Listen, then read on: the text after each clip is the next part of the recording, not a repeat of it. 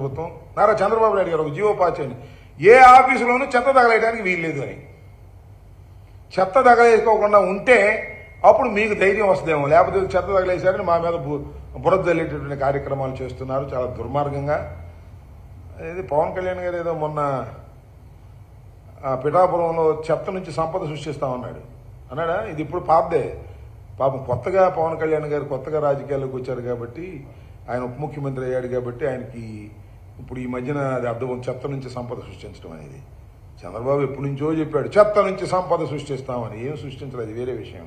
ఇప్పుడు చెత్త నుంచి సంపద కాదు కానీ చెత్త తగలేస్తే దాని నుంచి స్కాములు సృష్టించాలని ప్రయత్నం చేస్తారు. ఆయన మీకు దండం పెడతాను, స్కాములు చెత్త తగలేస్తే దొరకవు, పట్టుకుంటే దొరుకుతాయి.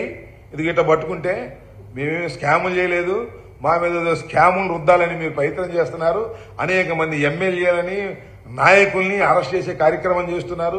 చేసుకోండి, మేమేమి భయపడము.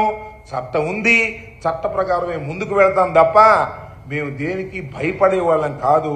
వైఎస్ఆర్ కాంగ్రెస్ పార్టీ పుట్టిందే ధైర్యంగా పుట్టినటువంటి రాజకీయ పార్టీ.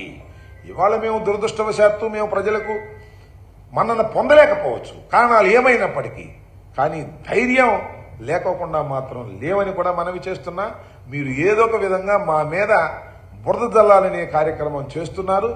ఎక్కడ చిత్తుకాయిదాలు తగలేస్తే అక్కడ స్కామ్ జరిగిందనేటువంటి నీచమైన స్థితికి దిగజారిపోవటం మీ దురదృష్టకరం తప్ప మరొకటి కాదనే విషయాన్ని కూడా ఈ సందర్భంగా నేను చెప్పదలుచుకున్నా. ఇంకో మూడో అంశం కూడా ఒకటి ఉందబ్బా. అదేంటే నేను ప్రెస్ మీట్ పెట్టాను కదా, ప్రెస్ మీట్ పెట్టినప్పుడు ఈ పోలవరం ఇష్యూ మీద ప్యానల్ ఆఫ్ ఎక్స్పర్ట్స్ ఇచ్చినటువంటి దాని మీద చర్చకు రావాలని నేను ముఖ్యమంత్రి గారిని కానీ లేదా రామానాయుడు గారు ఇరిగేషన్ మంత్రి గారిని కానీ చర్చకు రమ్మని నేను సవాల్ అన్న కానీ రిక్వెస్ట్ చేశా. ఆ రిక్వెస్ట్ని విత్డ్రా చేసుకుంటున్నా. ఎందుకంటే నీకు చర్చించాల్సిన అవసరం ఏమీ లేదు. నేను రామానాయుడు గారు నా మీటింగ్ అయిపోయిన తర్వాత ఆయనే చెప్పేశాడు, అయ్యా మేమన్నీ సైమల్టేనియస్గా ప్రారంభించిన మాట నిజమేను, తొందరగా పూర్తి చేయాలనే తాపత్రయంతో అన్ని స్పిల్వే, అదేవిధంగా స్పిల్ ఛానల్, అలాగే మరి కాఫర్ డ్యాములు, అదేవిధంగా lower copper dam, upper copper dam, diaphragm అన్ని సైమల్టేనియస్ గా స్టార్ట్ చేశామని చెప్పేశాడు. ఇంకెందుకు చర్చ? దానిలో డిబేట్ అదే కదా. అన్ని సైమల్టేనియస్ గా స్టార్ట్ చేయటం అనేదే పెద్ద తప్పిదం అని చెప్పారు ప్యానల్ ఎక్స్పర్ట్స్. ఎక్కడ కెనడా వాళ్ళు, అదేవిధంగా అమెరికా వాళ్ళు. నువ్వే ఒప్పేసుకుంటావు, అది ఇంకా చర్చే ఉంది. తప్పు చేశామని తెలిసో తెలియకో మా బ్రదర్ నాయుడు గారు అంగీకరించారు. రామానాయుడు గారు పాపం మంచోడు, పాపం ఈ మాటకు ఆ మాట ఉన్నట్టుగా ఒప్పేసుకున్నాడు. ఆ 15,000 అట్టాగే జరిగింది. పాపం ఆ 15,000 ఏమో చంద్రబాబు నాయుడు గారు చెప్పండి చెప్పాడు. చంద్రబాబు నాయుడు గారు 15,000 కూడా మోసం చేసేటప్పటికి పాపం మా బ్రదర్ నాయుడిని ట్రోల్ చేస్తున్నారు. ఇది కూడా చక్కగా ఉన్నది ఉన్నట్టుగా ఒప్పుకున్నారు. అన్ని సైమల్టేనియస్ గా ప్రారంభించడం వలనే డయాఫ్రమ్ వాళ్ళు కొట్టుకుపోయి ఇవాళ ఇంత దుస్థితికి పోలవరం ప్రాజెక్టు వచ్చిందనేది ప్రజలకు చాలా స్పష్టంగా అర్థమయ్యే విధంగా చర్చ లేకోకుండా మా మిత్రుడు ఇరిగేషన్ మంత్రి నాయుడు గారు అంగీకరించినందుకు ధన్యవాదాలు ఈ సందర్భంగా చెప్పదలుచుకున్నాను. ఓకే,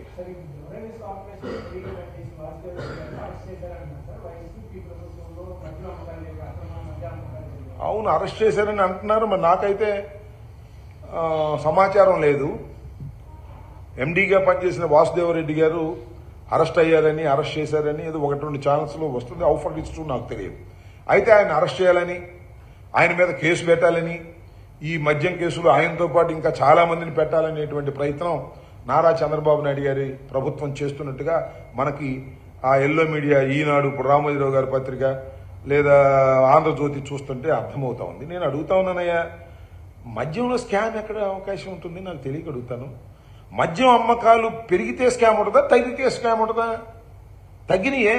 మా టైంలో మద్యం అమ్మకాలు తగ్గాయి, మా టైంలో మద్యం షాపులు తగ్గాయి, మా టైంలో డిస్టిలరీ కొత్త వాటికి ఏమిటికి పర్మిషన్ ఇవ్వలేదు, ఆ డిస్టిలరీలే కొనసాగాయి. స్కామ్ ఎక్కడ అవకాశం ఉంటుంది? అంటే చెత్త నుంచి స్కాములు తీసినట్టుగా మద్యం నుంచి స్కామ్ తీసి ఎవరినెత్తునో వేయాలనేటువంటి ప్రయత్నం చంద్రబాబు నాయుడు గారి ప్రభుత్వం చేస్తున్నది. చంద్రబాబు నాయుడు గారి ప్రభుత్వం అధికారంలోకి వచ్చిన తర్వాత కక్ష సాధింపు చర్యలుండవని పెదాలతో చెబుతున్నారు, మాటలతో చెబుతున్నారు. చేతల్లో మాత్రం ఎవరైతే జగన్మోహన్ రెడ్డి గారికి సన్నిహితంగా ఉన్నటువంటి వ్యక్తులని, అధికారుల్ని, నాకు దురదృష్టం ఏంటంటే వైసీపీ ఐపీఎస్ ఆఫీసర్లు అంట. మన పత్రికలో చూశాను నేను. వైసీపీ ఐపీఎస్ ఆఫీసర్ని 19 మందిని రోజు ఉదయం వచ్చి సాయం దాకా కూర్చోమన్నారంట. అది చిన్నప్పుడు మేము గుర్తుంటాం, మనం చదువుకునే రోజుల్లో ఆలస్యంగా లేటుగా వస్తే అరే ఇప్పుడు నుంచి సాయం దాకా గోడ కూర్చోమని వాళ్ళు. అట్లా ఉంది ఇది. నాకు అర్థం కాల. కొత్త పద్ధతులు పెట్టేశారు. వైసీపీకి అనుకూలంగా ఉన్నారంట వాళ్ళు. నాకు తెలియదు ఐపీఎస్ ఆఫీసులు వైసీపీకి అనుకూలంగా ఎందుకుంటారు, ఐఏఎస్ ఆఫీసులు వైసీపీకి అనుకూలంగా ఎందుకుంటారు. కాకపోతే జగన్మోహన్ రెడ్డి గారికి సన్నిహితంగా పనిచేసినటువంటి వ్యక్తులు అయి ఉంటారు. వాళ్ళు ఎక్కడ చట్టాన్ని వ్యతిరేకిస్తే చట్టాన్ని వ్యతిరేకించినట్టుగా చెప్పొచ్చు, తప్పలేదు. కాబట్టి ఏదో ఒక విధంగా స్కాములు చేశామనేటువంటి భావన తీసుకొచ్చి ప్రజల్లో ఈనాడు, ఆంధ్రజ్యోతి, టీవీ5, ఏబిఎన్ వీటిలో టకటక చెప్పడం, ఒక కేసు బుక్ చేయడం, ఇద్దరు అరెస్ట్ చేయడం, రాబులేయటం, బెయిల్ రాకుండా దాన్ని ఫాలో అప్ చేయడం, ఇలాంటి కార్యక్రమాలన్నీ జరుగుతున్నాయి. కక్ష సాధింపు చర్యలు లేవంటున్నారు కానీ ప్రభుత్వం వచ్చిన దగ్గర నుంచి ఎర్రబుక్కు సంస్కృతితో కక్ష సాధింపు చర్యలే చేస్తున్నారు. దీనికి ఈ ప్రభుత్వం మూల్యం చెల్లించక తప్పదు. ఇవాళ రేపు అది వేరే విషయం. Time will decide. కక్ష సాధింపు చర్యలు చేసిన వారెవరైనా దానికి మూల్యం చెల్లించక తప్పదనేది నా అభిప్రాయం. ఈ వాసుదేవరెడ్డి గారి అరెస్ట్ కూడా is an MD బ్రివేజ్ corporations.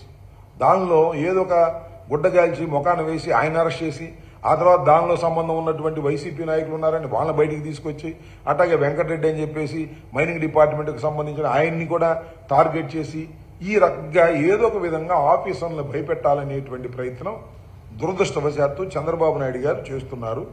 Chandrababu నాయుడికి ఈ రకమైన అలవాటు ఇంతకు ముందు లేదు, ఈ మధ్యనే వచ్చింది. ఎందుకంటే వాళ్ళ అబ్బాయి ఇచ్చాడు కదా. అందుకని చంద్రబాబు నాయుడు గారు మనిషి ఆయన ఉంటున్నాడు కానీ బుర్ర మాత్రం మా లోకేష్దే. ఈ మాటకు ఆ మాట చెప్పాలి. ఈ మధ్యకాలంలో లోకేష్ బాగా యాక్టివ్ అయ్యి ఇలాంటి కక్ష సాధింపు చర్యలు చేసేటటువంటి కార్యక్రమం చేస్తున్నారనేది నా అభిప్రాయం. అది కూడా ఇంతే. ఈ లిక్కర్ స్కామ్ ఏమనేది ఏమీ లేదు. లిక్కర్ స్కామ్ ఉన్నట్టుగా సృష్టించి ఎవరినో భయపెట్టాలని ప్రయత్నం చేస్తున్నారు. పాపం అధికారులు కదా, వారికి ఏముంటుంది, వాళ్ళు భయపడతారు.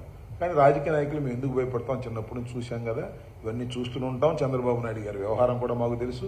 ఆయన అనేక సందర్భాల్లో ముఖ్యమంత్రిగా ఉన్నారు, అపోజిషన్లో ఉన్నారు, ఇవన్నీ చూస్తున్నాం. ఆయన మీద కూడా కేసులు ఉన్నాయి. రామోజీరావు గారి మీద కేసులు ఉన్నట్టుగా రామోజీరావు గారు చాలా గొప్పవాడు, ఆయన మీద కేసులేంటి? ఆర్థిక వ్యవస్థను కుప్పకూల్చేస్తున్నారు, ఆయన పత్రికా స్వేచ్ఛ మీద మీరు తిరగబడుతున్నారని చెప్పినటువంటి వాళ్ళందరూ దీనికి ఏం సమాధానం చెప్తారని అడుగుతా ఉన్నా. హైకోర్టులో ఆర్బీఐ వేసినటువంటి అఫిడవిట్ చదువుకోమని మనం చేస్తున్నా.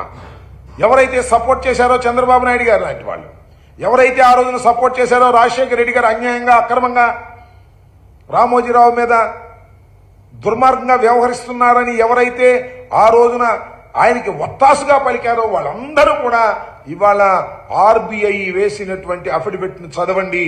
రామోజీరావు గారు ఎంత క్రైమ్ కు పాల్పడ్డాడో తెలుస్తుంది. రామోజీరావు గారు క్రైమ్స్ కు పాల్పడ్డాడు, చంద్రబాబు నాయుడు గారు